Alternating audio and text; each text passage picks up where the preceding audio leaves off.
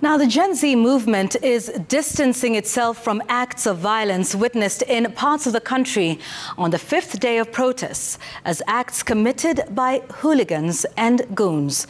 The protests that had been called to push for reforms in governance turned violent. The protests, which initially started off as a push to have the government do away with the Finance Bill 2024, had seen thousands of youthful Kenyans take to the streets to protest. But as Brenda Wanga reports, the face of the protests has been changing, with claims of infiltration by hired goons to disrupt, loot and plunder. And the impact was soon seen on the streets both in and out of Nairobi. I came out of my house, coming here, knowing I'm coming to protest, like my fellow youth who are protesting. Now things have turned. Ask me why. Why? The goons have been sent everywhere, stealing from people, snatching people's phone, and we are here to deal with them. Okay. Deal with them first, then we'll continue with our protest later. So kufika hapa, wale criminals venye Ruto alikuwa anawaita. Tunawapata pale kama wanavunja hiyo the flames hii chikenin, so wamevunja wakaingia. Some of the online personalities who have been associated with the Occupy protests are distancing the Gen Zs from the actions that have accompanied the demonstrations across parts of the country.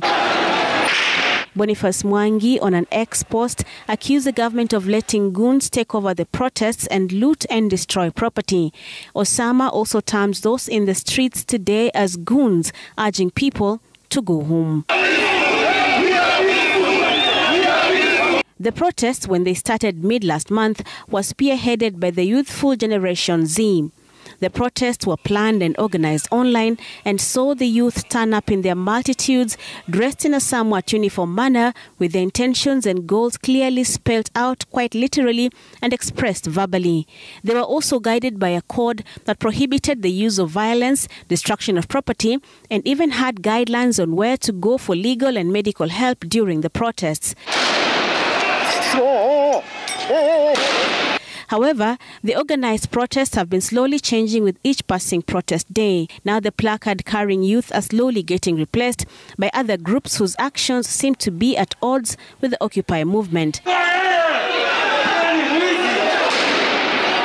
Some of the new faces in the crowds caught armed in the midst of the protesters in Nairobi and as far out as Mombasa.